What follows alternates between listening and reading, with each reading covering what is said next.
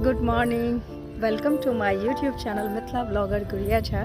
कैसे आप लोग? आशा करते हो सब लोग बहुत ही अच्छे होंगे और मैं भी ठीक हूँ।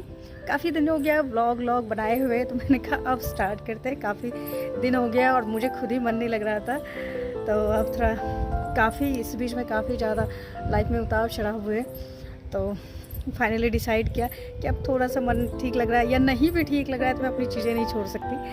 तो बस आप सब लोगों की याद भी बहुत आ रही थी ब्लॉग की, तो मैंने कहा अब रीस्टार्ट करते हैं। तो बस अब जो है मैं सोच रही हूँ कि रेगुलर रहूँ ब्लॉग में, और ज़्यादा बड़ा नहीं, छोटा छोटा वीडियोस बनाऊँगी 1 से 2 मिनट का, ताकि देखने वाले को भी सही रहे और बनाने वाले को भी सही रहे, क्योंकि एडिटिंग में काफ़ी टाइम लगता है।